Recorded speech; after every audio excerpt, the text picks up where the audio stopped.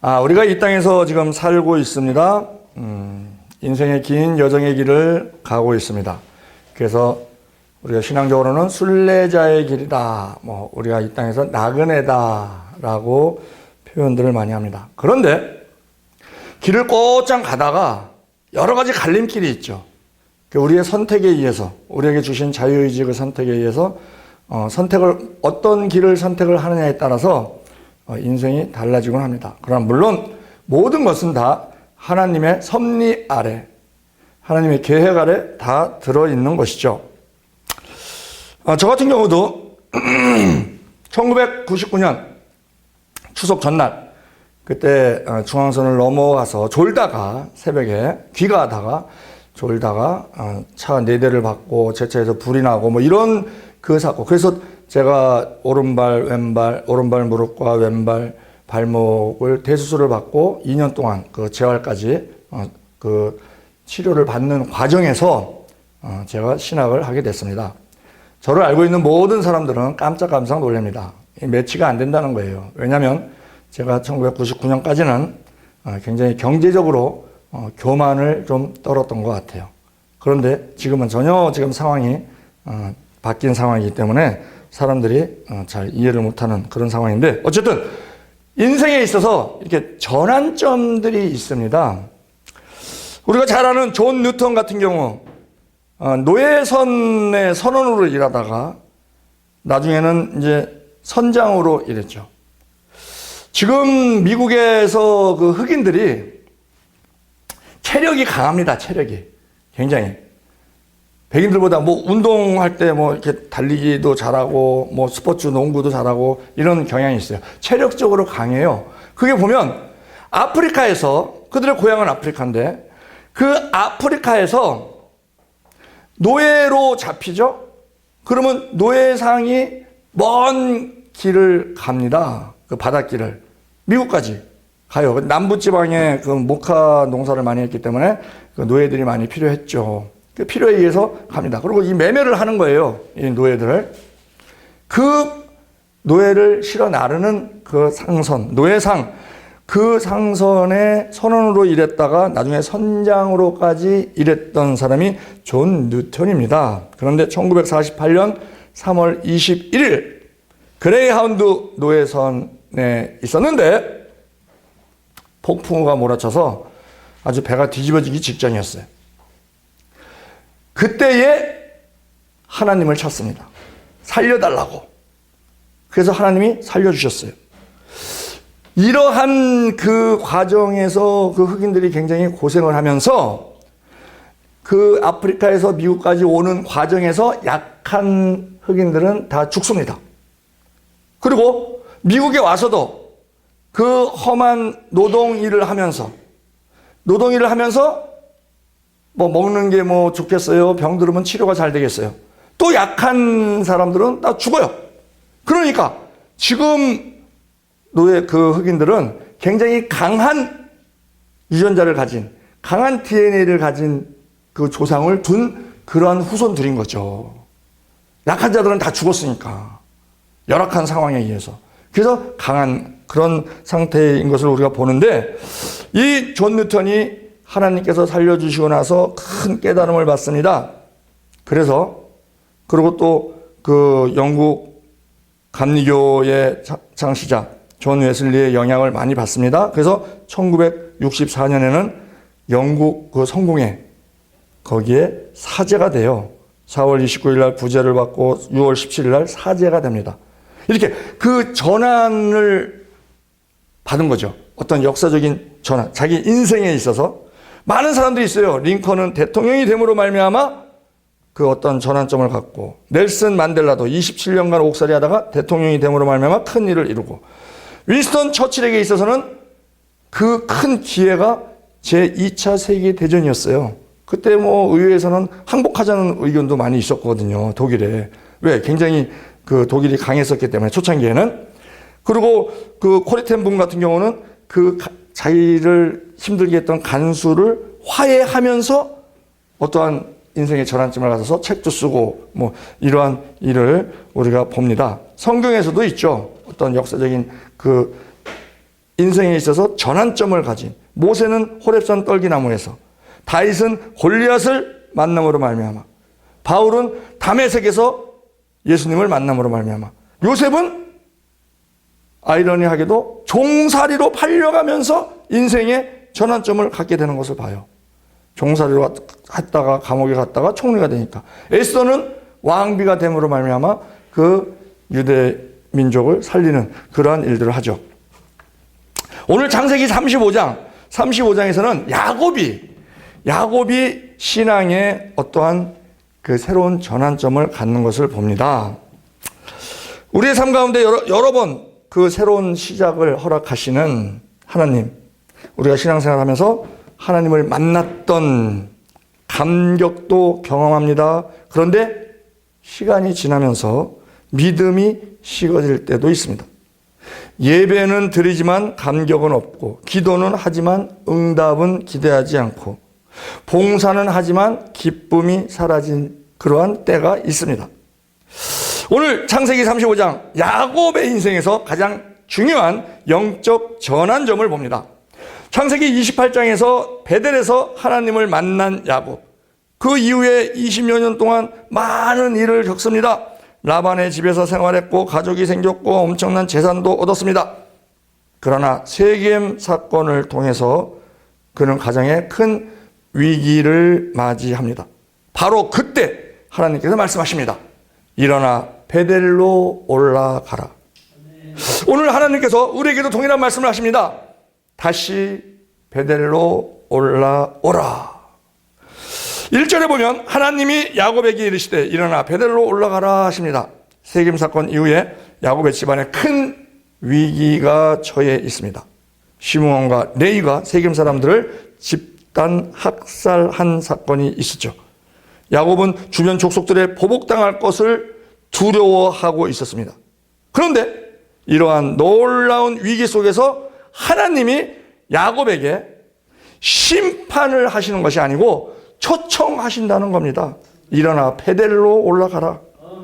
베델은 야곱에게는 특별한 곳이었습니다. 형의 낯을 피해 도망가던 밤 돌베개를 메고 잠들었을 때 하늘과 땅을 잇는 사닥다리 환상을 보고 하나님을 처음 인격적으로 만난 곳입니다. 그때 야곱은 서원하죠.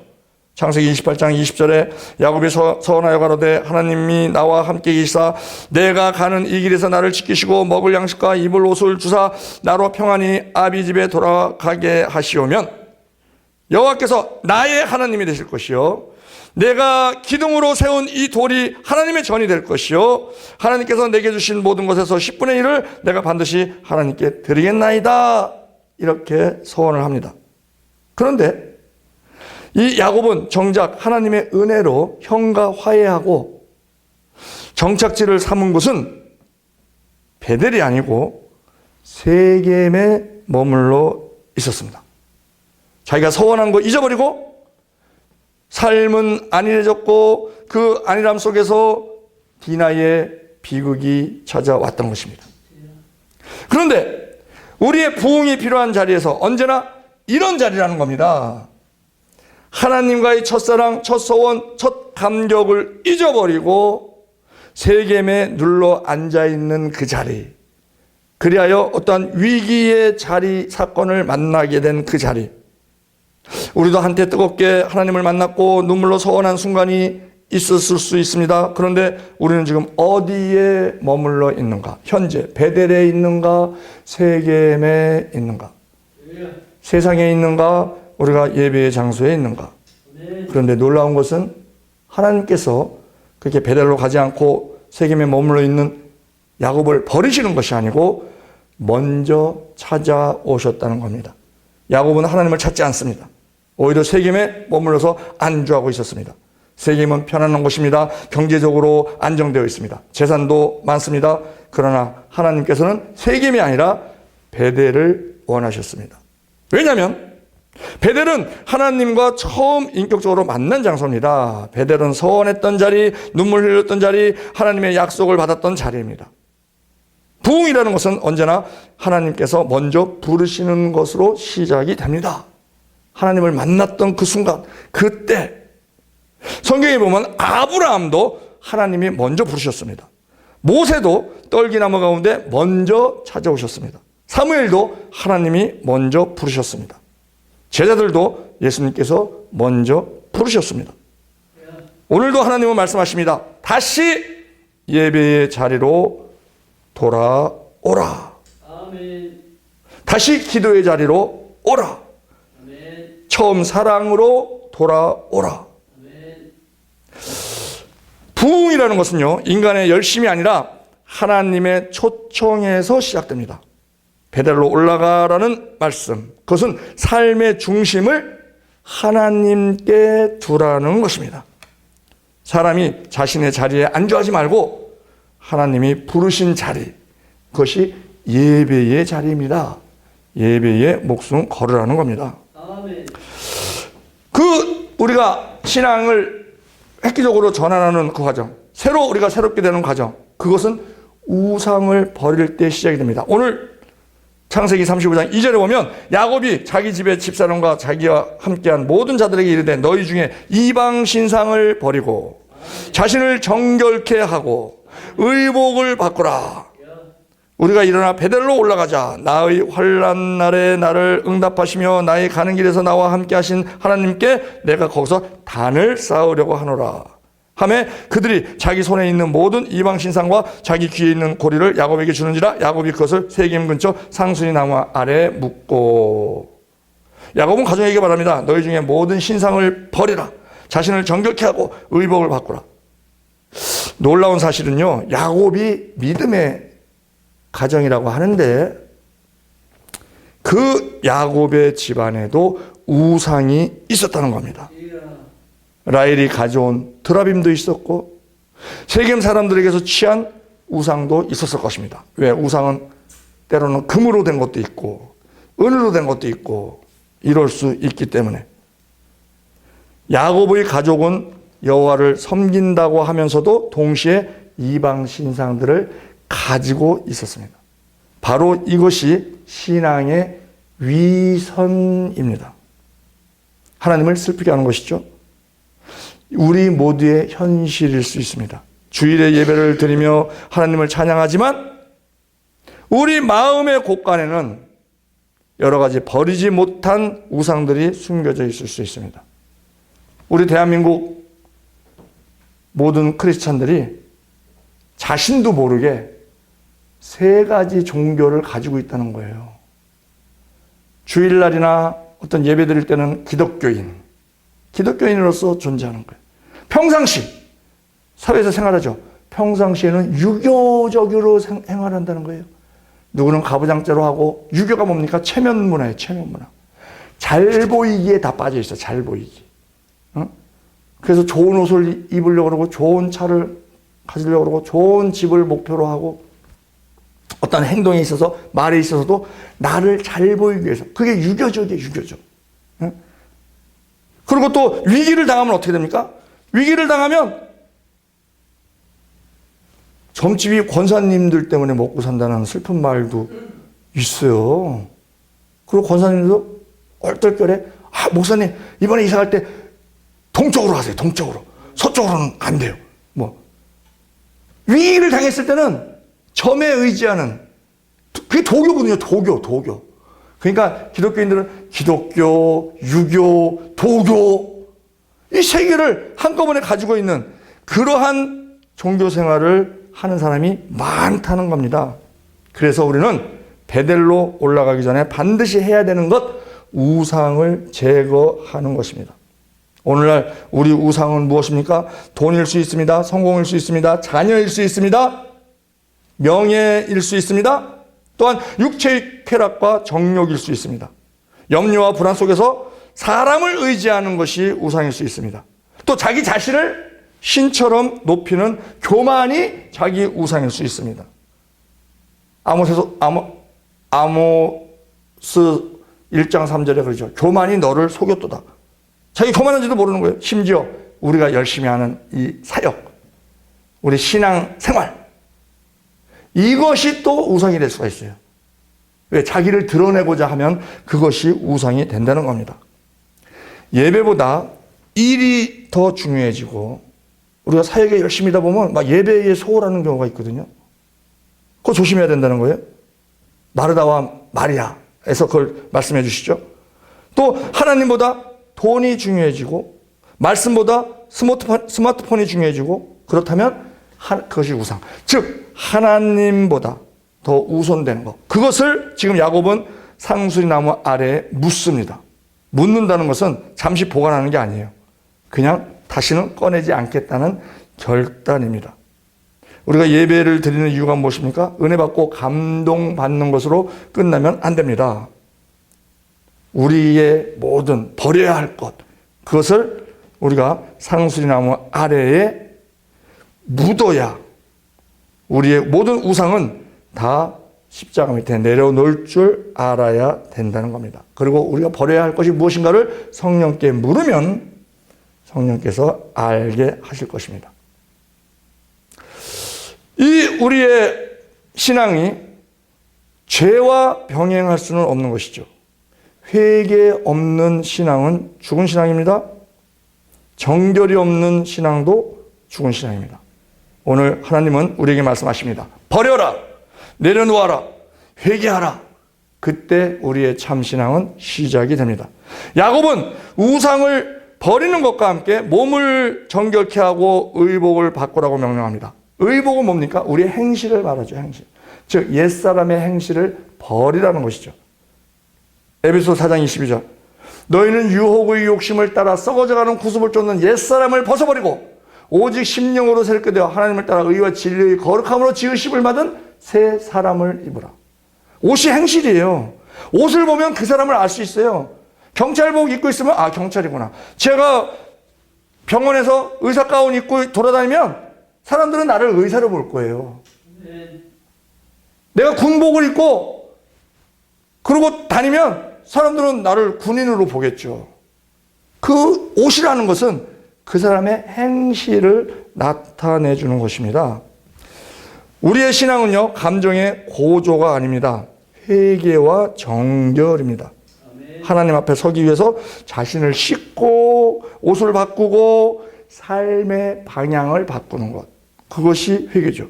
야곱의 집이 변화되자 야곱은 두려움이 사라집니다. 하나님이 그들과 동행한다는 믿음이 생기는 겁니다. 즉 우리의 신앙은, 힘 있는 신앙은 하나님의 임재에서 우리의 능력이 아닌 하나님의 능력으로 시작이 되는 것입니다. 창세기 36장 오늘 6절에 보면 야곱과 그와 함께한 모든 사람이 가나안 땅 루스 곧 베델에 이르고 그가 거기에 단을 쌓고 그곳을 엘 베델이라 불렀으니 이는 그 형의 낯을 피할 때 하나님이 그에게 나타나. 자, 베델에 도착했습니다. 집을 먼저 짓지 않습니다. 단을 먼저 쌉니다. 지금 야곱은 신앙이 성숙되어 있는 것입니다. 그리고 그 베델입니다. 그런데 엘 베델이라고 부릅니다. 엘 베델, 베델의 하나님이라는 뜻이죠. 즉 처음에 베델이라고 했을 때는요, 그 장소에 감격했습니다. 하나님이 나타나신 장소. 그런데 지금은 그 장소보다 더 크신 하나님 자체에 초점을 맞추는 겁니다. 그래서 베델의 하나님, 그것이 영적 성숙입니다.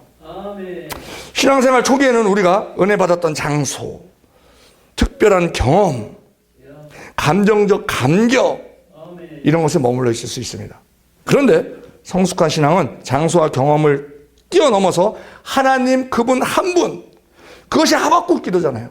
이것 없고 저것 없고 아무것도 없어도 나는 오직 하나님 한 분이면 된다. 그러한 신앙이 성숙된 신앙이죠. 우리가 서 있는 모든 삶의 모든 자리에서 하나님을 예배하는 그러한 신앙, 그것이 성숙된 신앙입니다. 야곱은 집을 짓는 것보다 먼저 제단을 쌓은 그 이유는 집보다 예배가 더 중요하다는 것을 알았기 때문입니다. 우리의 신앙, 참된 신앙의 특징은 예배가 살아나는 것입니다. 예배가 형식에서 감격으로 바뀝니다. 찬양이 살아납니다. 기도가 살아납니다. 말씀이 살아납니다. 성도들의 얼굴이 달라집니다. 우리의 얼굴이 전도지가 되어야 됩니다. 교회 분위기가 달라집니다. 가정이 달라집니다. 예배가 살아나면 삶이 달라집니다. 오늘날 많은 사람들이 문제 해결을 원합니다. 그러나 하나님의 그 문제, 우리가 하나님께서 주시는 문제 해결보다 하나님을 찾는 것이 더 중요하다는 것이죠. 그 하나님이 해결해 주시는 분이니까. 그게 예배의 회복이라는 겁니다. 그러면 하나님께서 예배에 목숨 걸면 하나님께서 책임져 주십니다. 아멘. 우리의 신앙이 또 우리의 하나님의 약속을 다시 붙드는 겁니다. 자, 창세기 35장 9절에 보면 야곱이 밧단 아람으로 돌아오매 하나님이 다시 야곱에게 나타나서 그에게 복을 주시고 그에게 이르시되 내 이름이 야곱이다마는 내 이름을 다시는 야곱이라 부르지 않겠고 이스라엘이 내 이름이 되리라 하시고. 아니, 이스라엘이라는 이름은요 야복강에서 받았어요. 창세기 32장에서 받았어요. 근데 지금 창세기 35장에서 또 말씀하십니다. 왜 그러시느냐? 야곱이 야복강에서 이스라엘이라는 이름을 받았습니다. 그럼에도 불구하고 그는요 이스라엘로 살지 않고 세겜에서 야곱으로 살고 있었던 거예요. 그것이 이제 베델로 옮김으로 말미암아 다시 그 정체성을 알려주시는 겁니다. 너 이스라엘이야, 너. 내가 그때 지어준 거 그거 잊지 마 하고 또 복을 약속하시죠. 11절에 그에게 이르되 나는 전능한 하나님이라 생육하며 번성하라. 국민과 많은 국민이 내게서 나고 왕들이 내 허리에서 나오고 내가 아브라함과 이삭에게 준 땅을 내게 주고. 이렇게 또한 약속을 주십니다. 창세기 22장에서 이스라엘로 바뀌었지만 세겜에서의 실패와 타락의 시간 하는 동안 야곱은 다시 옛자, 곧 발꿈치를 잡는 자, 속이는 자, 그 야곱으로 돌아가 있었기 때문에 하나님은 다시 그 정체성을 알려주시는 것입니다. 우리도 마찬가지입니다. 우리가 하나님의 자녀 됐죠. 그럼에도 불구하고 우리는 자주 잊어버립니다. 나는 하나님의 자녀라는 사실을 잊고 나는 은혜 받은 사람이라는 것도 잊고 낙심하고 근심하고 염려하고 하는 경우가 있습니다. 그것이 불신입니다. 나를 믿지 않는 것이 죄다 하고 말씀하십니다. 하나님은 반복적으로 말씀하십니다. 너는 내 것이다. 두려워하지 말라. 내가 너와 함께 한다. 우리의 심령 부흥은요, 잊어버렸던 약속을 다시 잡는 것이고 잊어버렸던 정체성을 다시 회복하는 것입니다. 그런데 지금 이 야곱이 신앙적으로 굉장히 성숙한 모습을 보이는데 그러면 만사 형통이 돼야 되잖아요. 불행 끝 행복 시작이 돼야 되잖아요. 그런데 창세기 35장 8절에 리브가의 유모 드보라가 죽음에, 또 창세기 35장 16절에 그들이 베델을 향하여 에브라스에 이르기까지 얼마 길에 격한 곳에서 라헬이 임신하여 심히 상고하더니 그가 난산할 즈음에 산파가 그에게 이르되 두려워 말라. 지금 그대가 또 등남하였느라 하매 그가 죽기에 임하여 그 혼이 떠나려 할 때 그 아들의 이름을 베논이라 불렀으니 그 아비가 그를 베냐민이라 불렀더라. 라헬이 죽음에. 이러면서 사랑했던 라헬이 또 죽음이 또 와요. 이 창세기 35장은 부흥의 장이지만 동시에 눈물의 장이기도 합니다. 부흥은요, 화려한 산 꼭대기에만 경험하는 것이 아니라는 겁니다. 리브가의 유모 드보라가 죽습니다. 야곱의 사랑하는 아내 라헬도 난산으로 죽습니다. 우리는 종종 착각합니다. 우리 심적 부흥이 오면 어려움이 없을 것이라고. 그러나 현실은 여전히 슬픔이 존재합니다. 여기서 죽어가면서 라헬은 아들의 이름을 베논이, 슬픔의 아들, 자기가 너무 힘드니까 슬픔의 아들이라고 불렀지만 야곱은 그 이름을 베냐민, 복된 아들, 오른손의 아들 베냐민으로 바꾸어 부릅니다. 여기서 깊은 영적 교훈이 있습니다. 슬픔이 마지막 언어가 되지 않게 하고 믿음으로 그 슬픔 위에 소망의 이름을 새기는 것, 이것이 바로 성숙한 신앙입니다. 우리의 입술의 고백대로 됩니다. 아멘. 힘들어서 살겠네. 아멘. 배고파서 살겠네. 맨 끝에 말은, 결론은 생명으로 끝나야 된다는 것입니다. 아멘. 죽음으로 끝나면 안 된다는 거예요. 아멘. 마귀의 언어로 끝나면 안 돼요. 성령의 언어로 끝나야 된다는 것이죠. 내가 저 사람 미워서 살겠네. 인생의 가장 깊은 슬픔 자리에서도 하나님은 여전히 생명을 주시고 계획을 이어가신다라는 것을 베냐민 탄생으로 볼 수 있습니다. 라헬은 죽었지만 베냐민은 살았습니다. 눈물의 밤이지만 하나님은 그 눈물 가운데서도 새 생명, 새 소망을 예비하십니다. 지금 슬픈 자리에 있는 사람, 사랑하는 사람을 잃었거나 인생의 큰 상실을 경험한 사람, 우리는 그 베노니 상태에 머물러 있지 말고 그것을 베냐민으로 하나님이 바꿔주신다 하는 것을 믿어야 합니다. 아멘. 하나님은 부흥 가운데서도 우리를 연단하십니다. 믿음은 고난 가운데 더욱 순수해집니다. 우리가 아주 평안을 누리고 부를 누리고 형통을 누릴 때 선줄로 생각하는 자는 넘어질까 조심하라 하는 그 말씀에 걸리는 경우가 많이 있습니다. 그러나 고난이 있을 때 우리의 눈물은 헛되지 않습니다. 하나님은 우리의 눈물을 기억하십니다. 아멘. 우리의 삶의 문제는 문제 없는 삶이 아니라 하나님이 함께 하심으로 말미암아 그 문제를 이겨내는 삶, 그것이 우리의 능력입니다. 오늘 창세기 35장 27절에 이제 야곱이 이삭이 죽습니다. 29절에 기록이 되어 있죠. 이삭은 하나님의 약속을 이어줄 믿음의 사람이었습니다. 한 세대가 끝나고 다음 세대가 시작됩니다. 이것이 우리의 신앙이 계속 이어져 가는 것. 우리가 예배를 드림으로 말미암아 한번 큰 은혜 받았다고 그것으로 끝나는 것이 아니라는 것입니다. 매일 우리는 하나님과 동행하고 매일 우리는 말씀 앞에 서고 매일 기도하는 것, 그리고 매일 순종하는 것, 그것이 신앙을 계속 이어져 가게 하는 것이죠. 아멘. 오늘 하나님께서 우리에게 세 가지를 요구하십니다. 첫째, 다시 베델로 올라가라. 처음 은혜를 회복하라는 것이죠. 둘째, 우상을 버려라. 하나님보다 사랑하는 것이 있다면 내려놓으라. 셋째, 부흥은 하나님을 다시 인격적으로 만나서 우리의 정체성, 우리의 하나님의 아들이라는 것, 그 정체성을 회복하는 것입니다. 넷째, 제단을 회복하라는 겁니다. 예배를 회복하라. 기도를 회복해라. 말씀을 회복해라. 고난과 실패 속에서도 멈추지 않는 하나님의 은혜를 붙들라. 아멘. 언제까지? 끝까지. 아멘. 야곱은 실패한 사람이었습니다. 속였던 사람입니다. 두려움이 많았던 사람이었습니다. 그러나 하나님은 그런 야곱을 포기하지 않으십니다. 아멘. 다시 부르셨고, 다시 베델로 인도하셨고, 다시 복을 주셨습니다. 오늘 우리도 마찬가지입니다. 우리의 신앙이 식어 있더라도, 기도가 끊어졌더라도, 예배의 감격을 잃었더라도 하나님께서 우리에게 말씀하십니다. 일어나 베델로 올라가라.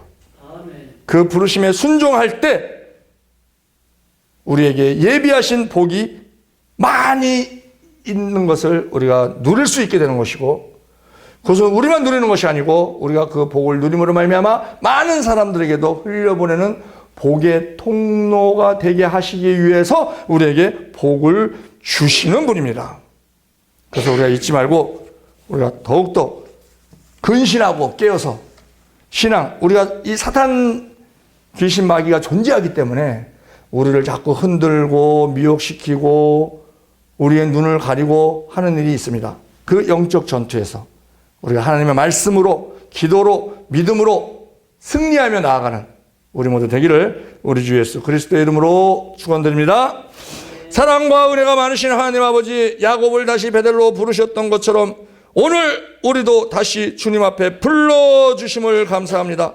우리 안에 숨어있는 모든 우상을 버리게 하시고 회개의 영을 부어주셔서 잃어버린 예배를 회복하게 하시고 기도의 불을 다시 붙여주시옵소서. 우리 가정이 베델이 되게 하시고 우리 교회가 하나님의 임재로 충만한 교회가 되게 하여 주시옵소서. 우리의 이름을 다시 불러주시고 하나님의 사람답게 살아갈 수 있도록 강권적으로 인도하여 주시옵소서. 우리 주 예수 그리스도의 이름으로 기도드리옵나이다. 아멘.